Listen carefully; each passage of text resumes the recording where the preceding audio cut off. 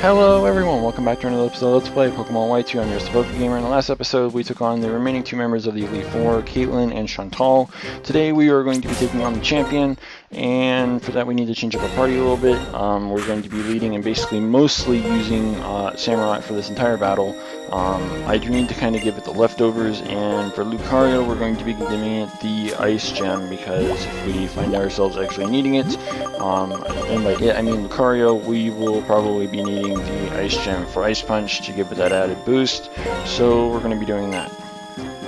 So before we get into this, let's cover the champion's team. The champion has a level 57 Hydreigon as their lead, a level 57 Druddigon, a level 57 Archeops, a level 57 Aggron, a level 57 Lapras, and as their ace they have a level 59 Haxorus. The Haxorus happens to have the held item Focus Sash, while the Druddigon happens to have the held item Life Orb. So, yeah, also fair bit of information, the Lapras does have Water Absorb and the Druddigon does have Sheer Force, so you're more than welcome to use some kind of physical move on Druddigon and not have to fear the Rough Skin.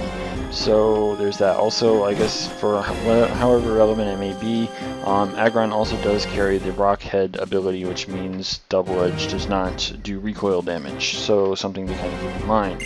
Anyways, the champion, for anyone who doesn't actually know who the champion is, she's going to be introducing herself to us momentarily after we talk to her. So we're going to go ahead and just do that right now. And we get into place to do battle, just like we did whenever it came to Sharon's gym.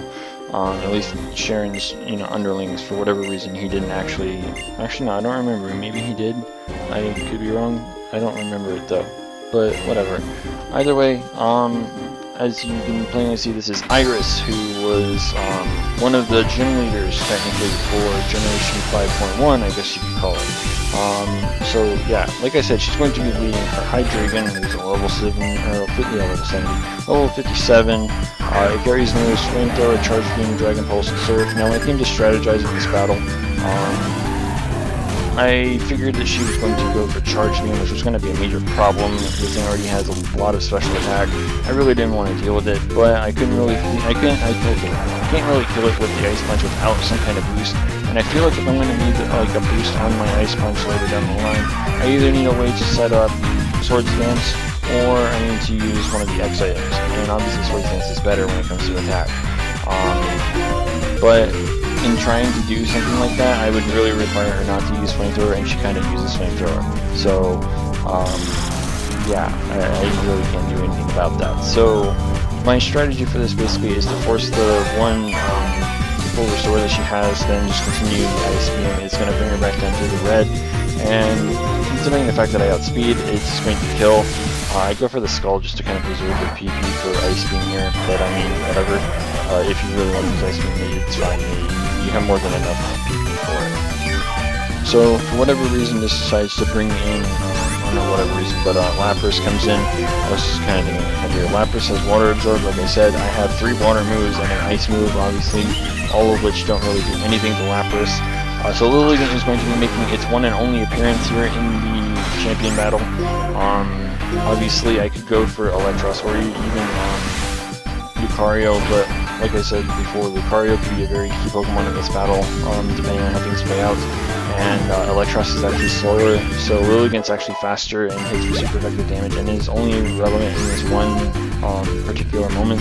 So there's that. Now Druddigon comes in. Now this I guess could go either way, but every time I've played this out, she's always going into Druddigon. Druddigon carries Flamethrower on it, which is obviously super effective against Lilligant. The Haxorus actually has X-Scissor, which is also super effective, so I don't know if it just comes down to RNG or what. There's also the effect that Archeops is part flying, but I don't remember if Archeops has a flying type move. Yeah, it does. It has Acrobatics, which I'm surprised she doesn't consider that either. But whatever. Like either way, that's fine. And killing the Druddigon in one hit like that actually is really relevant, because Focus Blast component, which it does have, does a serious chunk of damage, so I really didn't want that. And when it came to this battle, I realized when I was strategizing the entire thing that I need Samurai for basically the entire battle, and it was going to basically be my win condition, so I wanted to make sure I got some kind of setup on it, and I needed an X defend for the Haxorus, because again it has a Focus Sash, and I obviously don't want to deal with, getting a heavy hitting move on me and then potentially killing me. And so I do that, and then I go for the X special just to make sure I can top off my damage output, because I don't have anything that can boost Ice Beam or anything else really for that matter. And as a result, like, I wanted to make sure that my Ice Beam did more than enough damage, as well as being able to finish off the last Pokemon once we get around to it. So now that I have that set up, he does outspeed because of the Atomize, but that's fine. I still get lefties, which is going to kind of heal off a good majority of the damage it actually does to me. And in comes Haxorus. I don't exactly know why she decides to bring in Haxorus here rather than bringing in Archeops and then Haxorus, saving the best Pokemon for last, trying to get as much damage as she can off of my Samurai. But instead, she decides to go for Haxorus. Again, the Focus Sash comes in, which allows her to set up the Dragon Dance. Yeah, and I believe that also makes it outspeed me now. So, I mean, whatever. But I just decided to go for, you know, Scald, because I'll save Ice Beam, basically, I guess. It doesn't really matter. And because Focus Sash is no longer a thing, Haxorus decides to die. Hooray! Leaving her only with one Pokemon, which is going to be her Archeops, which is again level 57. During the moves, Acrobatics, Rock Slide, Dragon Claw, and Endeavor. Pretty sure that this is obviously going to be free. Going for a high base power water move at +1 special attack is really disgusting, so I'm pretty sure the outcome is very obvious to you. Archeops is going to go down, and that will be the end of the champion battle. So, congratulations, we have defeated the champion, who happens to be Iris. But yeah, I have to kind of give Iris kudos. She does have a better Pokemon than Cynthia basically had. Cynthia's Milotic was kind of annoying back, you know, in the day, so to speak. But Hydreigon can be a huge problem. I mean, in Black and White 1, Gets had Hydreigon, and if you weren't prepared for it, because you were basically forced to immediately battle it after you battled N, if you weren't prepared for that, you were kind of, you know, fucked. So, I mean, yeah, and she leads Hydreigon, which is just really ridiculous. But again, you don't have to do it like I did. Like, obviously, I mentioned at the beginning of my Let's Play, as well as various other times throughout my Let's Play, Lucario can easily take her on by itself, as long as you're smart about it, because again, Haxorus does have Earthquake, and that can obviously pose a huge problem for you, considering you're weak to ground. But, I mean, if you can find a way to double hit through the Sash, or get rid of it somehow, yeah, like, you pretty much want to use something completely different from Lucario, at least against the Haxorus. I mean, if I really wanted to, I could have killed the Hydreigon with Samurott, and then from there brought in Lucario, especially depending on what he brought in, which was the Lapras, but, I mean, the thing also carries Sing, so that would be a problem. But, I could have set up Swords Dance on, like, Druddigon or whatever. Actually, not Druddigon, because I think I has Flamethrower. So Samurott would have to take out at least 3 Pokemon, regardless. It'd have to take out, or not 3, but 2. Lilligant counts as one of the 3, of course. But Lucario could have easily taken care of the last 3 by itself if I had done the setup with Lucario instead on the, you know, Aggron.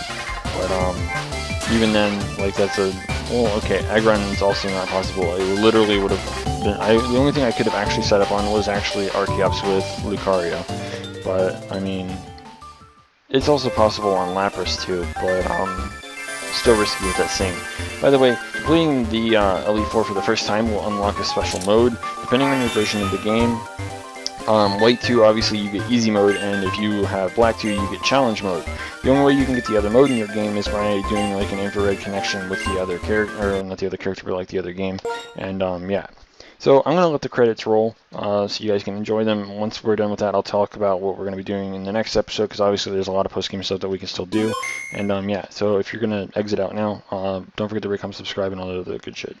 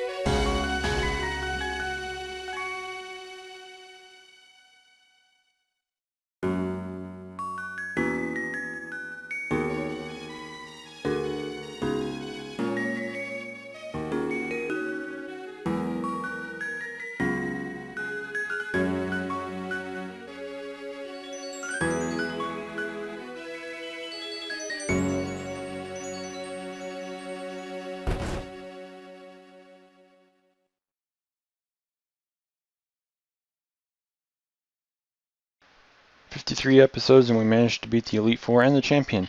So what we're going to be doing in the next episode, there's a lot of things that we can actually start doing. The first, I didn't mention this a long time ago, but we can catch Volcarona. There's also a lot of areas in the post game that are now unlocked, so we will be also visiting those areas as well. So yeah, we have a lot that we get to do. So I'm not sure what we're going to start with, but yeah, be sure to stay tuned for it. If you haven't already, don't forget to rate, comment, and subscribe. And until next time, this is the PokeGamer signing out.